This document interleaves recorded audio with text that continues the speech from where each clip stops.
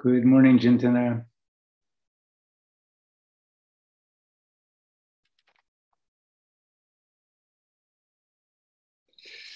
Good morning, Ajahn.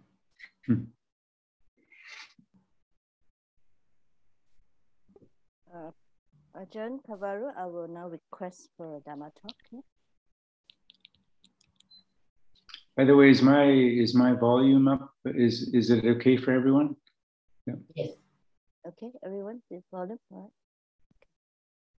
right. Good morning, everyone. Let's put our hands in Anjali. With 3 bows. Grab. Grab. Grab. Now we're requesting for a Dhamma talk.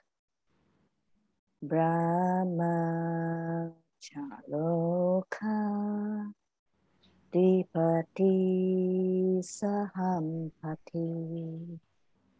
Kata Jalinan Divaram Mayachata Santi Dasata Paraja Kajatika Desi Daman Anukam Iman Hajam.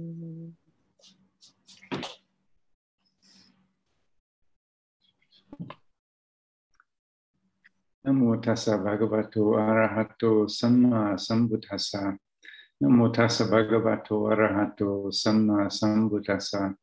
Namo tassa bhagavato arahato samma sambuddhassa. Buddhang dhammang sanghang namasami.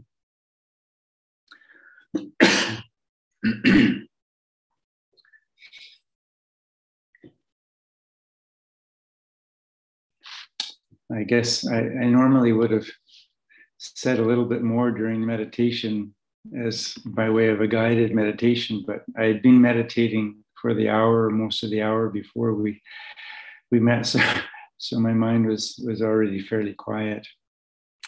And hopefully, because you've all just had a rest previous night, your minds are fairly quiet as well.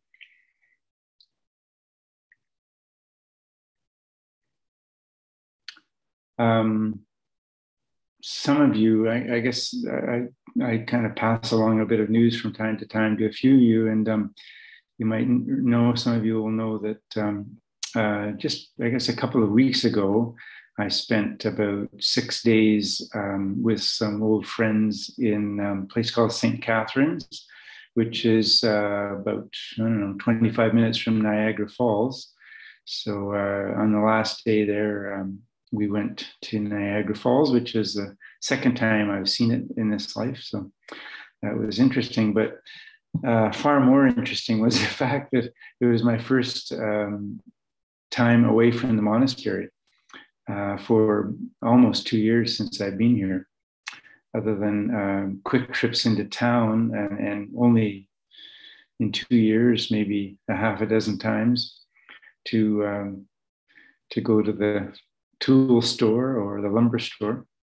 So this is my first time out, and while there, I had a chance to offer some Dhamma reflections to a group of friends of theirs who came over. These people, especially the man named Andrew, I've known him for 30 years, more than 30 years, I guess, and through meditation retreats and that kind of thing. So, and the group of people that came to their home to meditate and ask questions, and that this is their first time together. They're, up until a couple of years ago, they were a fairly regular group of practitioners coming together, I suppose, once every week or once every 2 weeks. So they were quite jubilant, really, to be back together again. And but it underscores the times that we live in.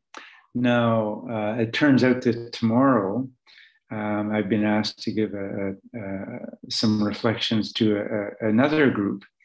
This group is in Alberta mostly, and they're people associated with an old friend of mine going back 40 years, also a practitioner, and he was actually a monk for about a year with me. And but this group of people that he knows aren't Buddhists as far as I know, any of them.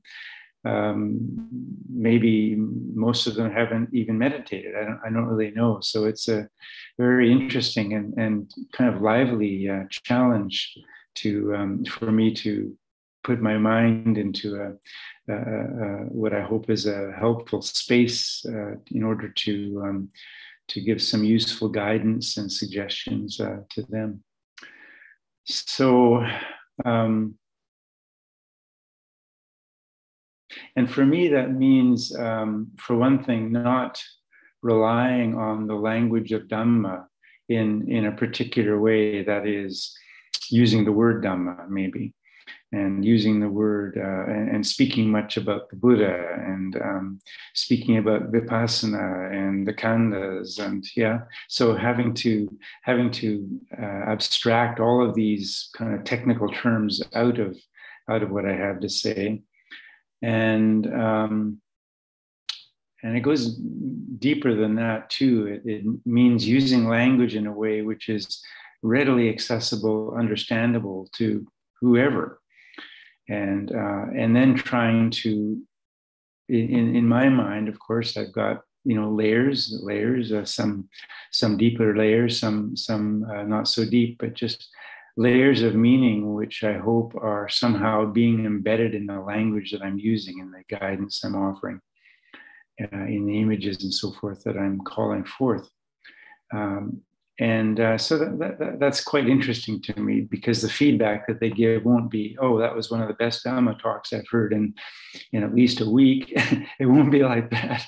It'll be far more practical. Oh, okay, I can see how this could be helpful. Maybe, hopefully, some of them might have observations like that. But for me, it's a kind of a creative challenge, because if you're speaking with people that you know and have known for some time, you're used to the language that you can converse with, and it's like some people we use this word, speaking in an echo chamber. The things that we say, we've said before. People that we are asking questions, maybe the questions are familiar to us because they've asked them before. The language that we are using is familiar to the whole group, in other words. So I like this. I wish it was with a group of living people instead of on Zoom, but still, we all know that Zoom has its great benefit, and we're all, I think, grateful for it, actually. I know Lumpur Viradamo is going to, for the first time in 2 years or more, is going to be giving a day of mindfulness in Ottawa. So he's going into Ottawa and meeting with a group that he's done this with this group dozens and dozens and dozens of times over many years, but it'll be again the first time for all of them again. And I think it'll be a hybrid day of mindfulness, i.e. there'll be a computer screen and camera there, and so other people can join in who can't be there. So maybe hybrid retreats are the way of the future. I'm not sure.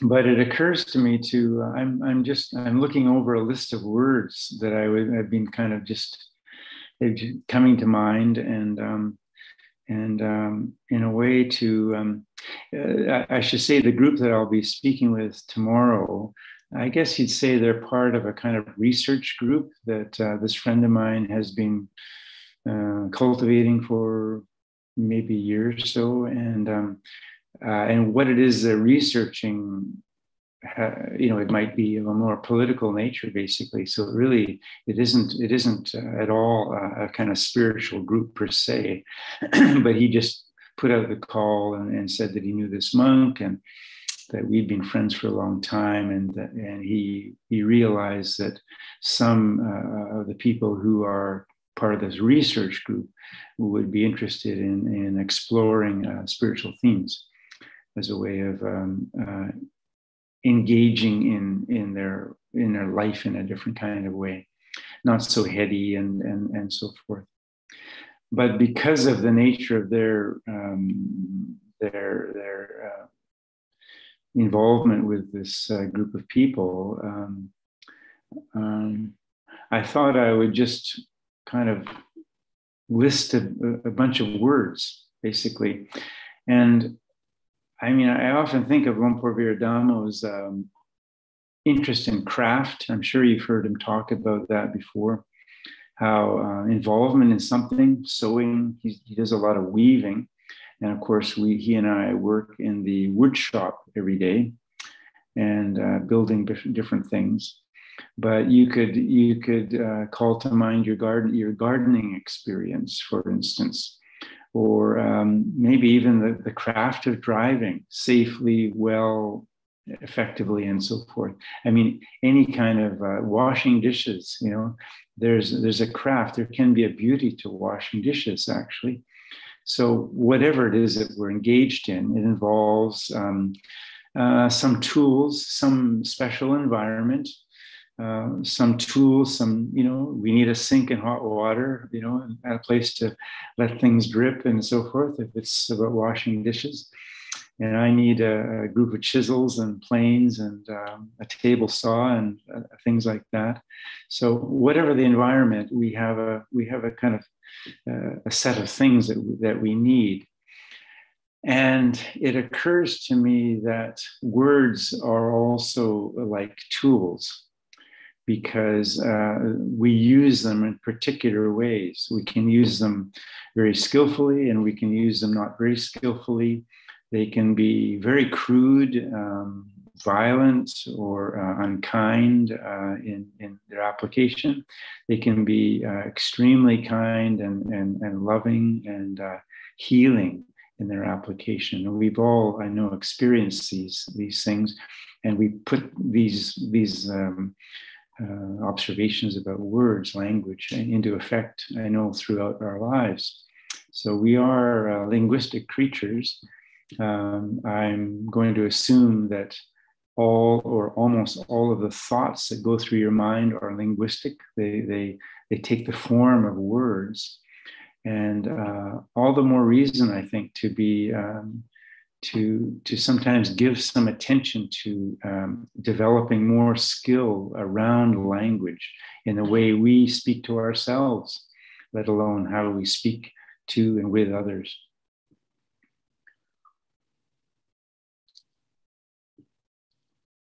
So, say when I'm in the wood shop, you know, I've got a bunch of chisels, and I've got chisels. I've got a chisel that's actually 3 millimeters wide, and I've got them all the way to maybe 3 centimeters wide, something like that. So they get used in different places and for different purposes. And then I've got hammers, and I've got planes, hand planes, and all kinds of little things, and they do different things.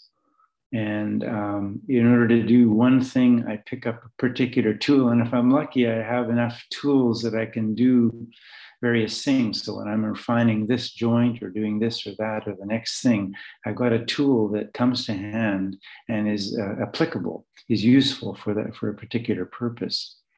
And again, we can apply this to anything. I know gardeners have all kinds of tools, you know, little snippers and little things for digging and on and on. And again, any activity that we have that has a kind of craft element to it will have a variety of things which are useful. Well, words are also useful. And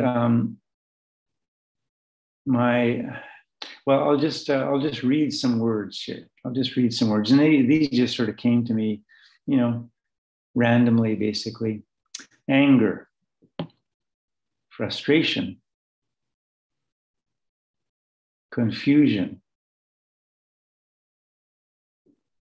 despair, anxiety, depression, resentment, loneliness, disbelief, worry,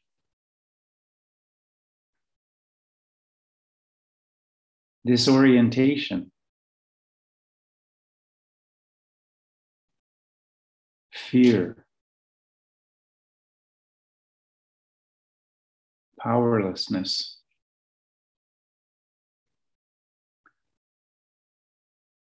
Now, you've all heard Lumpur Sumedho himself, or people who have listened to his talks over the years. You've all heard the expression, it's like this. And I suggest that you know, with a kind of flexibility or fluidity of mind, one can hear a word like worry or resentment and actually put the mind into that. It has a kind of frequency. It's like listening to someone tune a piano or pluck a string of a guitar or something.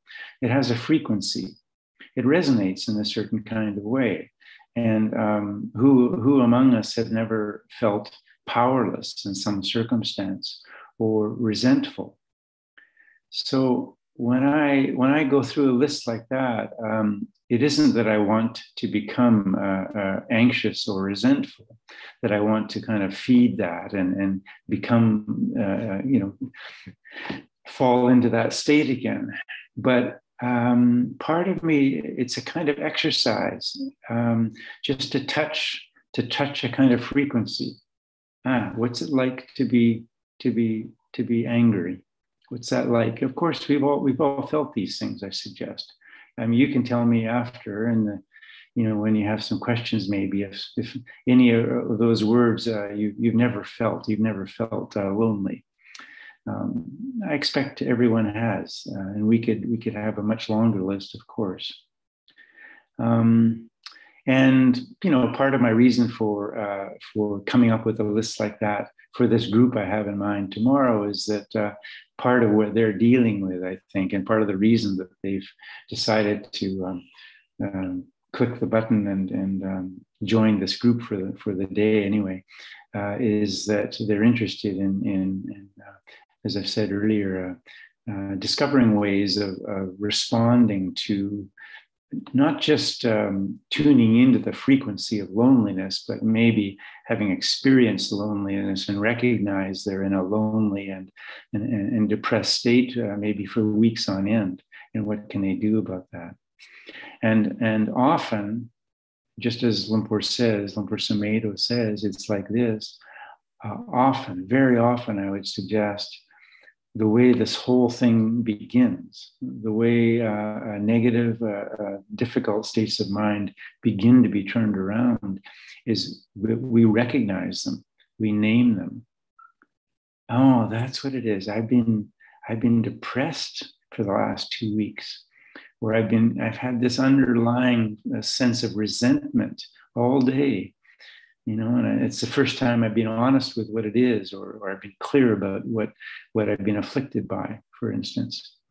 So when we have some acquaintance with these things, some facility with them, we can recognize them more clearly. And in our own experience, when irritation arises, we see it quite quickly over time. When we've done this kind of work, actually gone through a list like this and examined where it sits in our experience, what does that harmonic frequency feel like? What does it feel like? Where does it reside? Is it an agitated state? Is it a kind of low and deep, steady vibration? Is it agitated and spiky, or you can give different names to it, of course, using language, of course. So they become, in a way, these words become like tools for us. They become part of the things that we have available to us. That is, some experience arises in our heart and mind, and then we can apply, what is that? So I would say it often begins with a kind of curiosity. Ooh, what was that? Irritation. There's irritation again. Or jealousy. There's that sense of envy again coming up, because it has a particular tonal quality.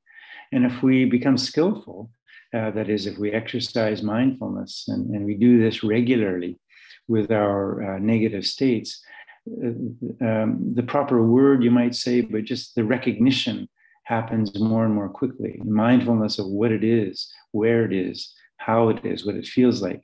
All of these things arise more and more quickly. And then we can apply an antidote. And here again, we have and this list, of course, is very beautiful. But again, each of these words, I would suggest, resonates, has a different kind of frequency. It arises in a different kind of way. It feels differently in the heart and mind. But say generosity, courage, compassion, trust, kindness, honesty, forgiveness.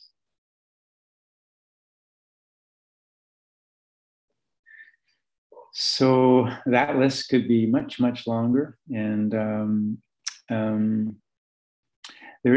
me, there is a kind of beauty that accompanies just sitting with a word like this, generosity, forgiveness, something like this.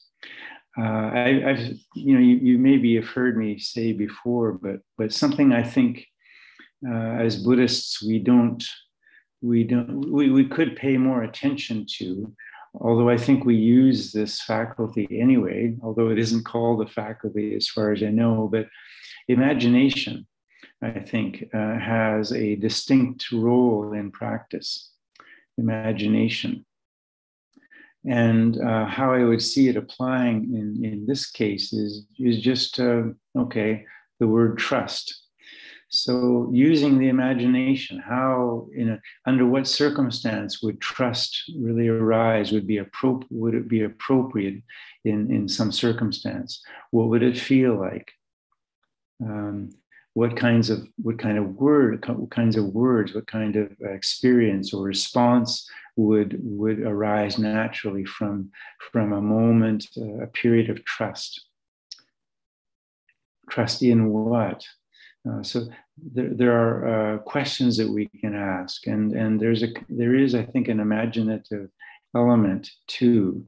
If you think of kindness, you can think of a moment, you can remember a moment of kindness, one that was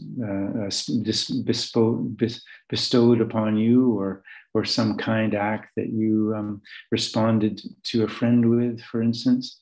I'm sure you all have recollections that you can use for this, but it's being, I think, creative with our practice and to some extent with our language, so that it is a vehicle for the heart to gain increasing facility and recognition of various states of experience which arise. And then when negative emotions, difficult emotions, uncomfortable emotions, when periods of resistance come up for us, we have more generous means to apply to these things, more skillful means. And it's like having, a very well-stocked tool cabinet, or all of the things that we need for our gardening come right to hand. We have just the right tool to snip this branch, to prune it properly, for instance, or what have you.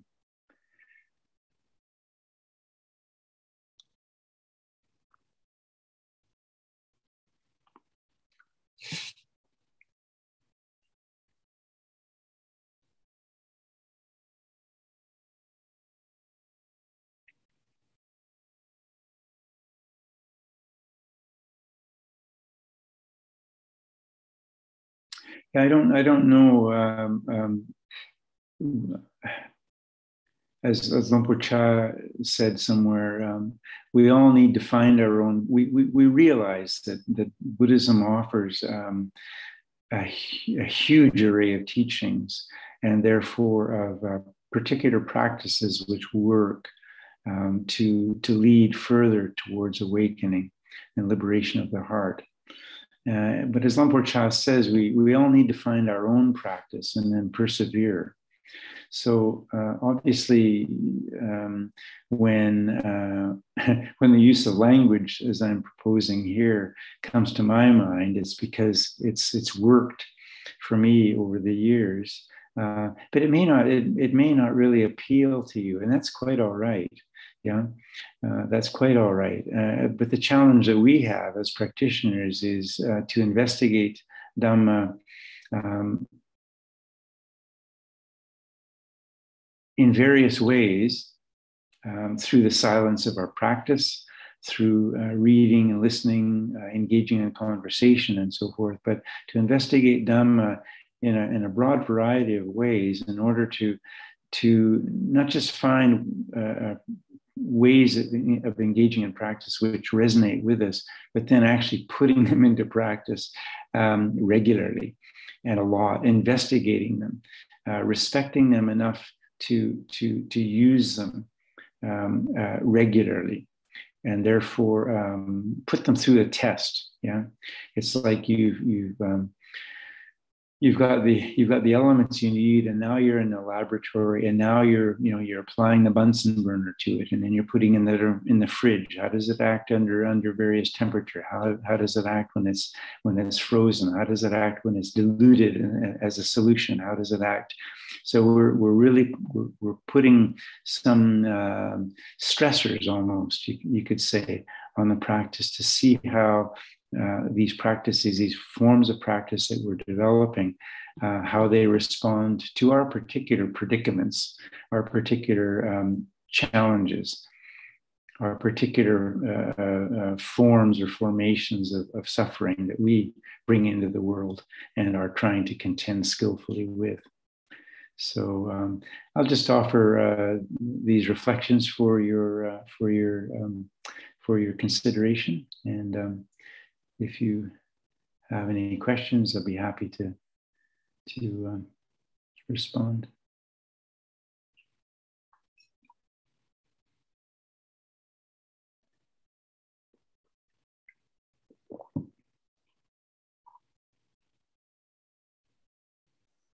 Anyone has a question for Ajahn Pavaro? Words are very useful for Ajahn for our daily use. We tend to not look into it very carefully sometimes. Words like worry, fear, resentment, disappointment.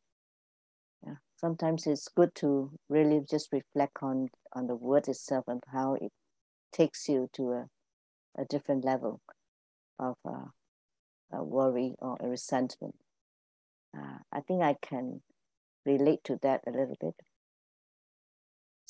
Somehow words does bring about clearer reflection on your what is at the back of your mind. Sometimes when you don't reflect on the words clearly, you tend to think of things that are not true because you don't really reflect on it more deeply into it. Mm-hmm. Yeah, using language in habitual ways really, in a sense, demeans it because anything which is purely habitual, that isn't considered, isn't in which there is little or no mindfulness present, means that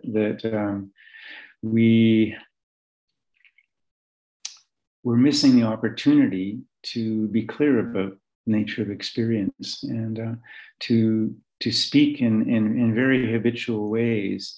For instance, and we've all done this. Some people are less prone to it than others, but many of us are. You want people, you meet people, you're with people, you say nice things, they ask a question and you respond in a way that they think you think that they'll like, and they won't dislike, and we all just want to be friends with everybody, but sometimes it means that the responses that we give, that is the words we use to respond to something, aren't as effective or true as they can be. Now, sometimes I think the use of language is quite skillful in just putting people at ease. You walk into a room and say, as a monk or a business person, a manager or whatever, you're just trying to maybe put a room at ease a little bit, and you say something, maybe a little humorous observation or something, and that's I think quite a fair and skillful use of language often. So that's fine. So it isn't that we're always speaking in with enormous precision and mindfulness, and with furrowed brow to find just the right word out of the dictionary, and that's not what I'm referring to here. But sometimes I think we all can recognize when we prefer not to say something because we lack the courage to make some observation. If someone has actually asked us for our opinion and still we defer, we kind of beat around the bush because we don't want them not to like us, or we're worried about the response. Now,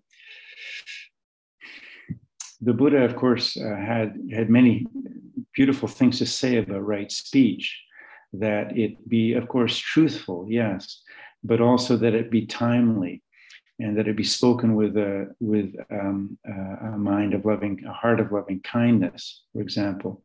And timeliness in and of itself is kind of it seems to me that would require almost a fully awakened Buddha to be able to speak in a perfectly timely way. But stepping aside from that lofty measure, still, I think we all recognize when we have heard things said which actually are true, but they were said at the wrong time, and it can be very much at the wrong time. So I'm not speaking here about saying, just always being blunt and speaking exactly what's on your mind whenever, but using skill. Skill is something which gets refined over time as we use it, as we employ it, as we give mindfulness to it.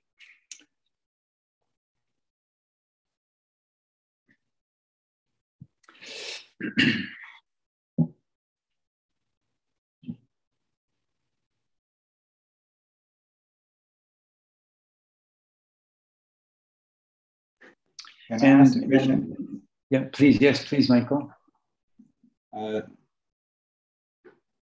Morning, Ajahn.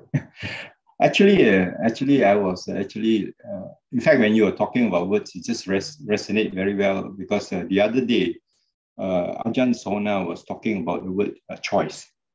Apparently, it seems that we make a lot of choice every day, whether you like it or not. You make choice. Whether you keep quiet is also a choice. What we are having here is also a choice. That would resonate very well with me. And I also observed that there's many monks that are very putting this other word is effort.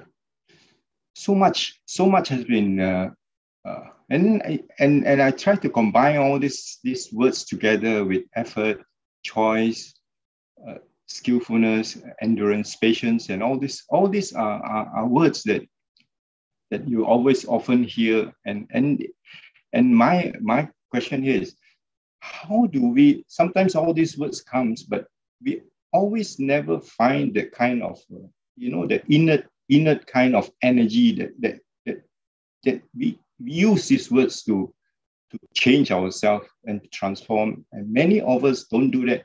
But this kind of energy does not come like that. How do we cultivate this kind of energy? Because certainly some of people do it differently. It all started, is it because of the cause and action, or because of some related things that we do to have that kind of inertions that we have? And when we do it very beautifully. It's just like we just want to do it, to continue doing it without even feeling any. It's not like you are forced to do it, but it's just like you just willingly do that kind of thing. Mm-hmm. I think many monks, or we always through practice or whatever is it through, can. It's important, I think, to put our heart into things. And something I was mentioning earlier, just came back to mind. Rather like, most of us, for most of us, meditation involves, at least to some extent, watching the breath. And for many of us, that's maybe our principal object, maybe not the only object, but one of the main objects that we use over decades. And why is it so difficult? It's because it always goes on whether you're thinking about it or not. And bring your mind to a moment, maybe just in the last meditation that we had, or spending a moment even right now, but breathe in and watch the full inhalation and exhalation. And why is that different from just breathing, which you're doing all the time? It's because mindfulness is present. Well, language is a similar kind of thing, in that we use it all the time. As I said, it comprises to a large extent just our thought process. I wonder how much you can understand what I'm thinking. We're just chatting away to ourselves. I wish she hadn't have said that, because that wasn't really. We're complaining, we're worrying, we're celebrating, whatever we're doing, but it's in language. But it's very often not consciously employed language, is what I'm saying. So when we give our heart to practice,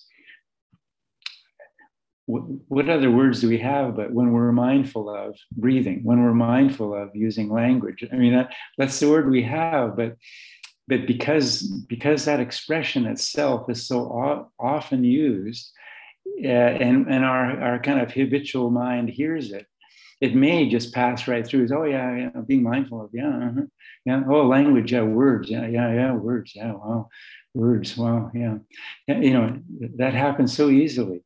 So what is it that makes the difference? And for some reason, something catches our attention. Okay, so you and Sito are married, and so you habitually, live around each other and pass each other and help each other out and do that. But once in a while, and I don't want to pick, any married couple will have this, one of you is not going to feel heard. You've been having a tough day and you've made some little comments, but the other person just, and they carry on as if things are normal, and they're in their own mind and they're carrying on with their day. And at some point, because actually being in a relationship like this means I really need to talk about something. It might not even relate to, it isn't that you're angry with Sito or vice versa, but something is on your mind, yeah, and you want them to listen. And what is it that you do? Look, look, and you look them in the eye, or your voice changes, and then I need to say something. Something happened today. I got to tell you this. And in a relationship, when people know each other well, it catches your attention. It makes you more mindful. You're still using language, but for some reason you've used it in a way that, oh, right, okay, yeah, let's sit down. Tell me about it. Yeah, something happens. And I don't know what the recipe is for that. We just call it mindfulness, but we all know how difficult, how slippery a thing mindfulness is, how slippery, how subtle the breath is, how slippery, how subtle, how easily our language is just purely habitual. And that's the challenge we all live with. But actually putting it into language and trying to, work at it in different ways, using the example of being married, for instance, that kind of thing can help. It brings it somehow into consciousness in a different way for a while. And it becomes a kind of tool, again, that we have available to us. When I was speaking with this group of people at my friend's place in St. Catharines, the evening went on, and as I say, they all knew each other very well, but they hadn't been together for over 2 years. And near the end of it, one of the ladies, an elderly lady, she said,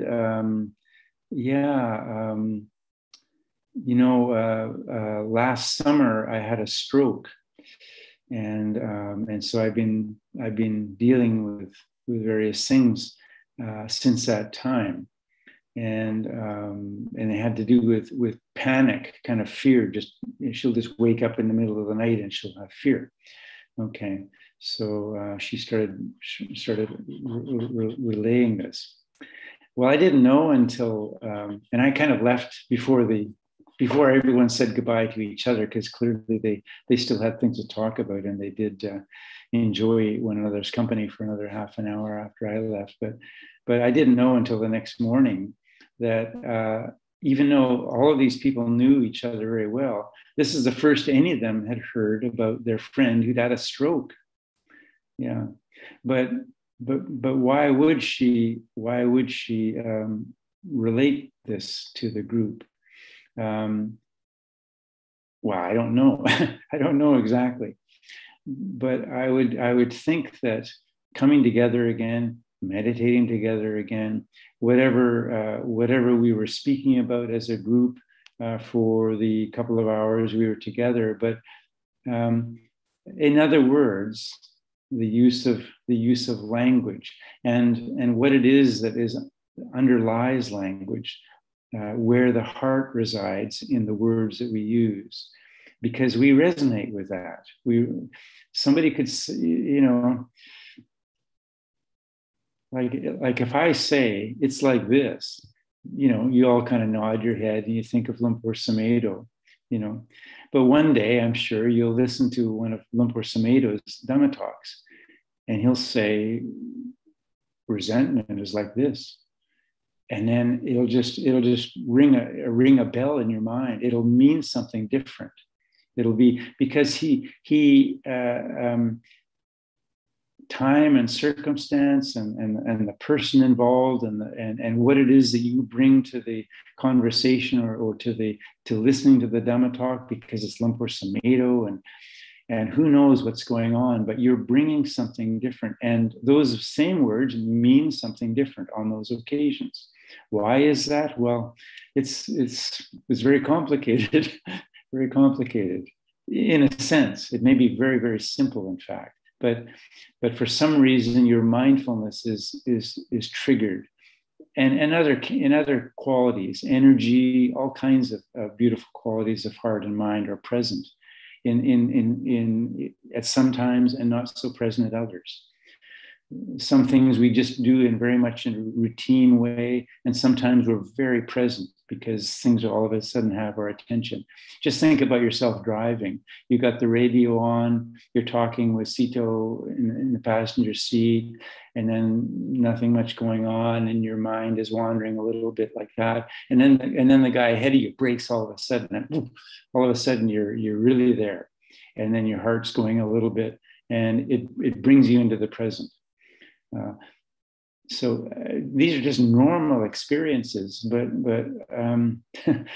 they have to do with Dhamma as well. Dhamma doesn't just, as you know, it doesn't just belong on the meditation seat.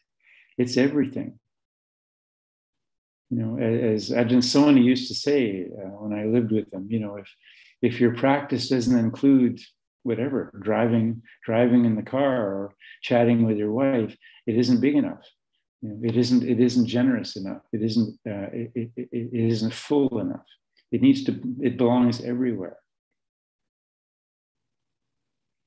And what I'm trying to do here is to some extent introduce this notion that it has language has a lot to say. Why wouldn't it? But it belongs in language too. Just taking a word. I've sometimes over the years mentioned that someone will say something. Maybe it's a quotation, and you probably heard me with this one. Humility is the love of reality. Okay, so this was uttered to me years and years and years and years ago in a Dhamma talk.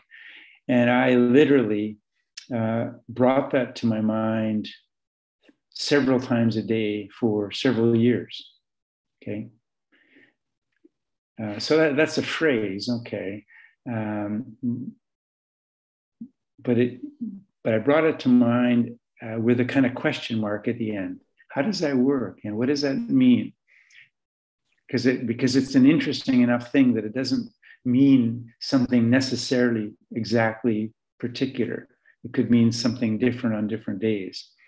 Or at the end of my contemplation, I might just end up having once again a kind of lively sense of questioning. And something is beautiful about it, and I don't know what it is, maybe that's what I would come away with. But sometimes words are like this too. I mean, you know, when Lumpur Viradama and Lumpur Samedo, when they have a Skype or something, as they do, I suppose once a month or something like that. From what I gather, you know, they'll just start talking about the word trust, you know, and they'll reflect on the word trust for half an hour. Yeah. Well, words are powerful. Words are powerful if we give them the right kind of attention, if we give them heart and we investigate them, we give them respect. So, you know, this may or may not appeal to you, but I'm just suggesting it's one way of engaging. You know, it's a dimension of practice. It is for me. And it's something that you might give attention to if it interests you. Ajahn, can I just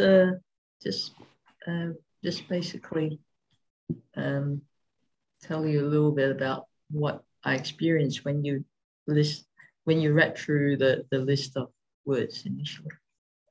I have this sense of some sort of, I say some, you know, the sense of the feeling as you went through the different words like anxiety, fear. That sort of sense of that feeling coming up. And what it's not that real feeling, obviously, it's like memory of that feeling. Something gets triggered, and that's that memory. That's how the sense of that feeling. And then when those feelings come up, my immediate reaction is to recoil away from it. And then it sort of automatically switch or try to move towards a word. Well, it's not really a word like metta, because I've been using metta as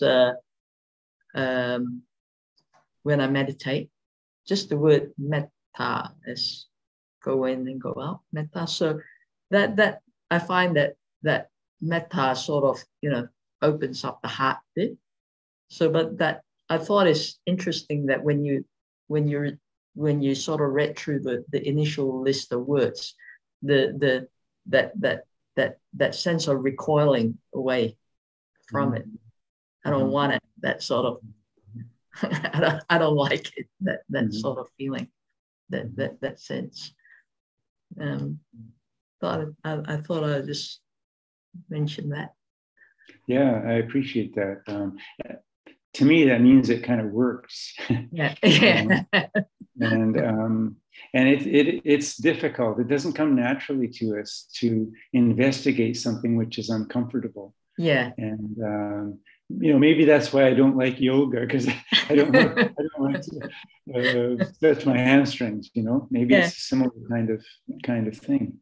Yeah, and the sense of recoiling away and from it and saying, and the thought came up, oh, I wish Ajahn Pavaro would recite the list of things like gratitude, metta, rather than this list. I rather think that thought process going through the head.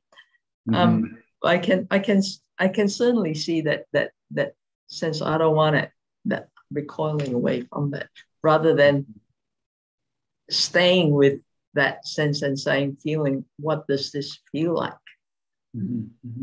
That's which I think is really helpful.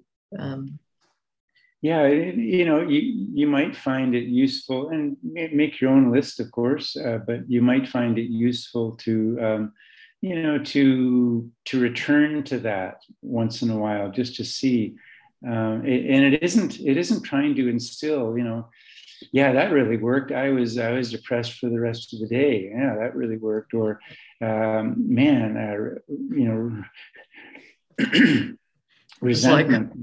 Yeah, just no. It isn't trying to call it up and to live in that again, but just to sort of touch it. It's like you've got a few dozen bells, you know, and you're just sort of dinging. You know, you're listening to the different notes, and some of them are discordant, but that's its nature. That's what it is. It's like this, you know, and it isn't trying to get better at resenting or something, you know.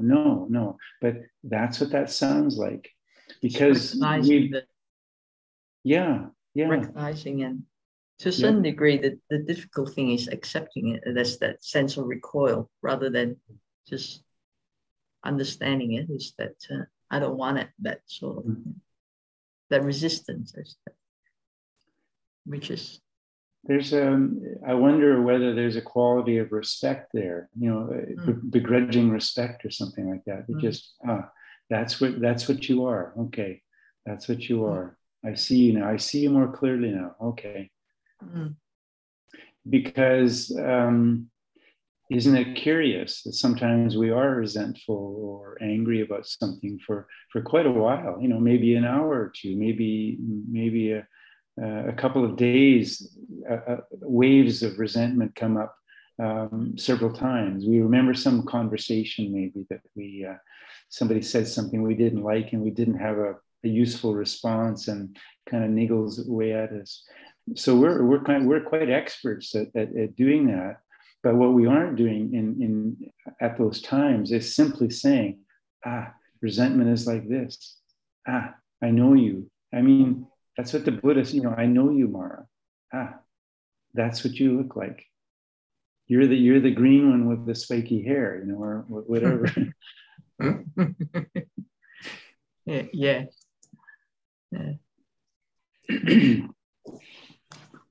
I can relate to that, Ajahn Pavaro, especially with your spouse. You know, they're just like that, and sometimes you just got to take it at that level. So, you know, sometimes whatever you do or say may not resonate with them. So I prefer to leave it as such, and take it at that level, and it's like sometimes Clifford, like now I have COVID-19, yeah. The first day he was fussing about all over the place, where to put the stuff, where to put me and whatnot, and all. But then I said, oh, you're more concerned about where to put my bed, or bring my bed down, bring my pillow down and all that. But you didn't ask me, how am I? That kind of thing, you know. And then you find like, oh, there he goes again, that kind of thing. But then the following day, he would come by and peep through the window and say, are you okay? Are you better now? It's like, that's my husband, Clifford. So I think sometimes the words that he used is maybe a bit harsh or a bit impatient and all that, you know, but that's the way they are. And for me, I prefer it to be like that, to be more truthful and to be more open about it than to say something nice and then not really meant it. You know, it's just like you said, there's a choice of words that if we can change, then we have to change ourselves in that aspect, something like that. Yeah. How does everyone sign their email? Best wishes. With metta, yeah, or whatever. And I actually always pause on this because I want to make sure. So I try to change it a little bit, you know, often, just so that at least I'm a little bit more present, because it, you know, metta, Pavaro, you know, metta, you know, with metta, Pavaro. And it can feel a little bit routinized and not as clear and direct as it could be. Anyway, that's sometimes it's part of your signature and you don't even have to write it out. And maybe that's the easiest way to do it. Yeah. And Chintana, do you have any question before you leave? She has to go for her. Chintana is going to yoga, I bet. Yes, Ajahn, I'm going to yoga.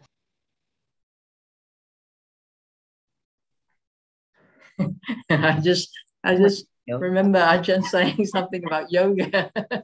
Yeah, I'm going to yoga class, Ajahn, but I'm very happy to see you and everyone today.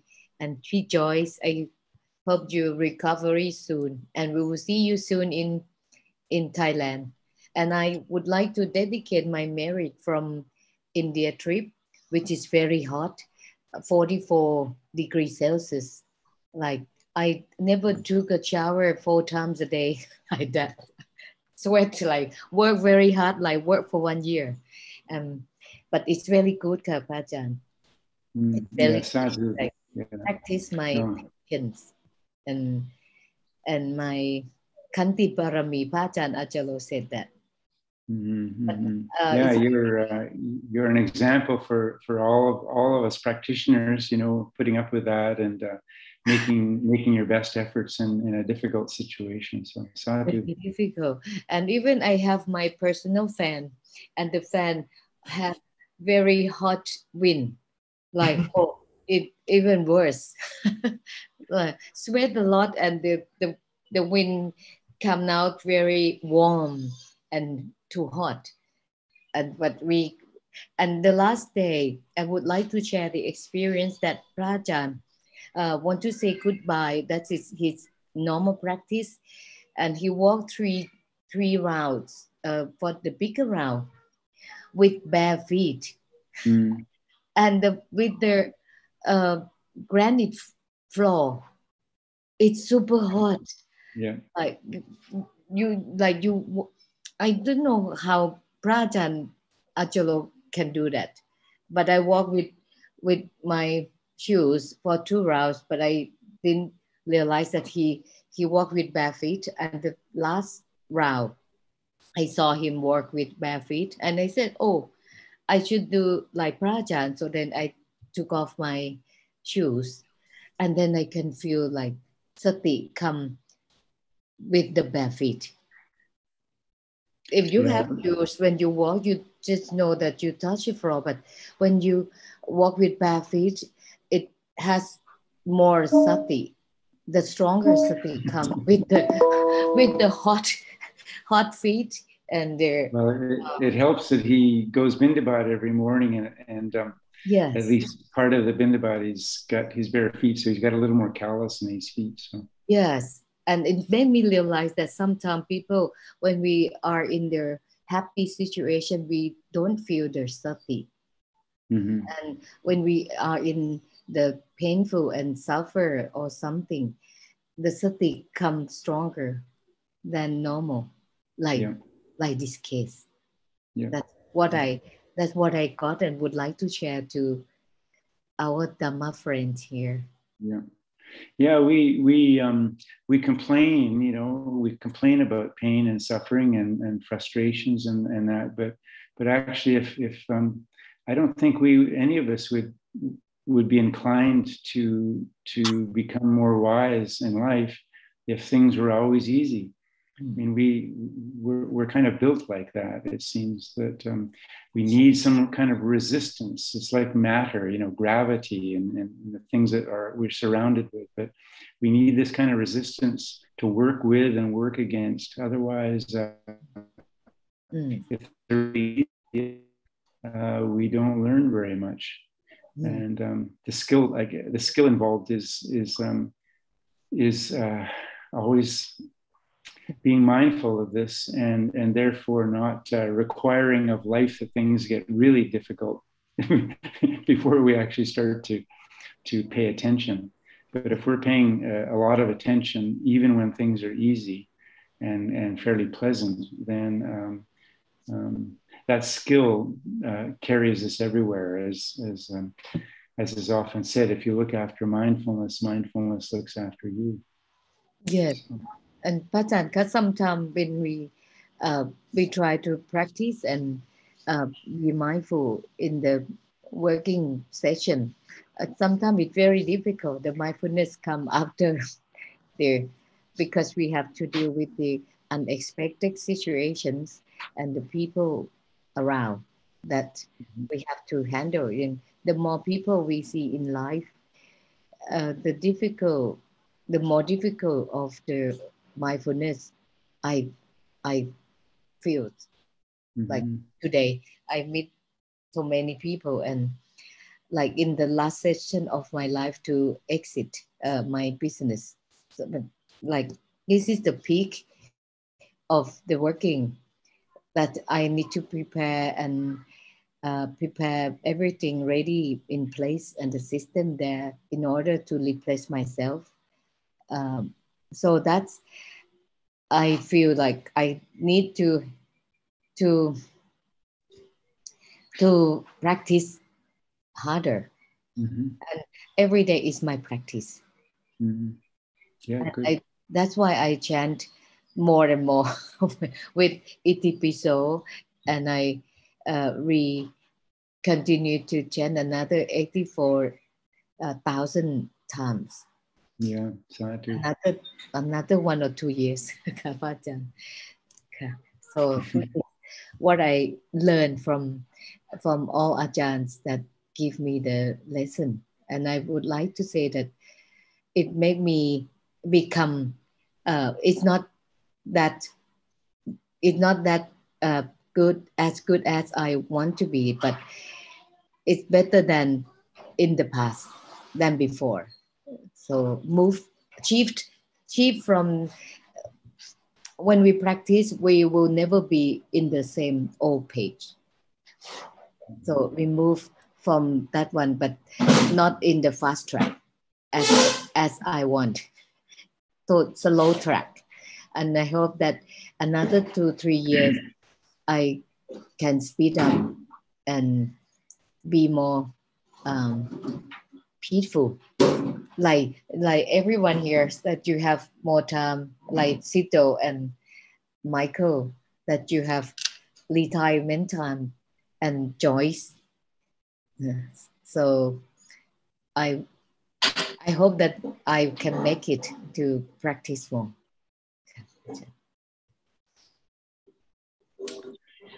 Well, I hope so too. Oh, thank you. Thank you, Kapajan. So I think it's time for me to leave now, Kapajan. Okay.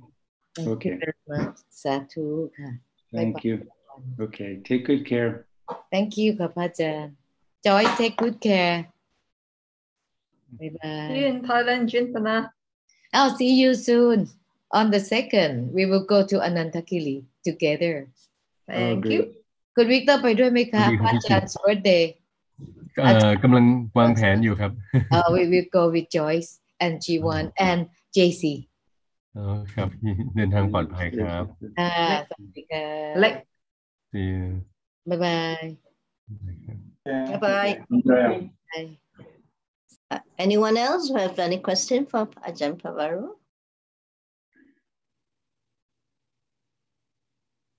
Chaik? No, I was just listening. Yeah, just. But Ajahn, if there's opportunity to join the group at meeting Longpo Viradamo, they are not Buddhists, right? This group of people, they may not be Buddhists that going to engage this meeting. Yeah. You mean the ones that I'm meeting tomorrow? Is it the one? Is it tomorrow? Yeah. Yeah, it's not a, it's, I think it's a kind of private thing that he set up. Okay. So I don't Right. believe it's, yeah. This is all right. Yeah. Yeah, he's going to, he's going to the OBS, the Ottawa Buddhist Society. Yeah. And yeah, if you go on their website. Yeah, I've got an email from OBS. Yeah. Okay. Yeah. You'll be able to join that. Sure. Yeah, it's open. It's open to the public. You could I did receive an email on that. Okay. Good. Yeah. Look forward to hearing how it is for him to be back in live retreat mode. So we can see Canada is opening up. Hope so. Yeah, a little bit. I'm sort of waiting for things to open up a little bit more, but yeah, it's amazing. Just keeps going on. 2.5 years is a long time for people not to move around. Yeah, I think everybody has got used to Zoom, Cocoon, and I was just talking of Venerable. I've got things moving. In a month's time, we're going to have live teaching. Yeah, 4 weeks in Malaysia. Okay, yeah. Good. Yeah. Good.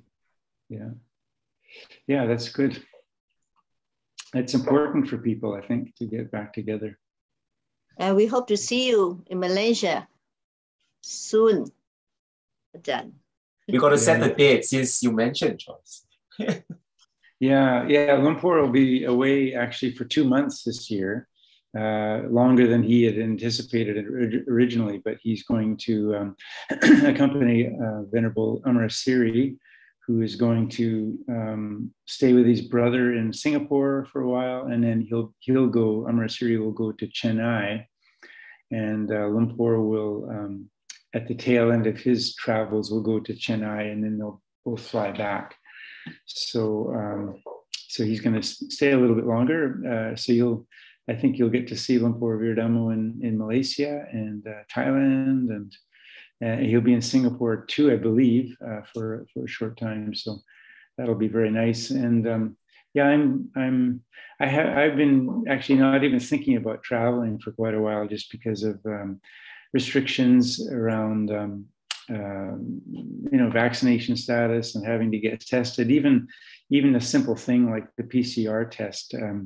I've just had one ever, and I had a headache for a kind of low-grade headache for about 6 months following the PCR test. And I thought, I don't want to do that again. So okay, that's fine.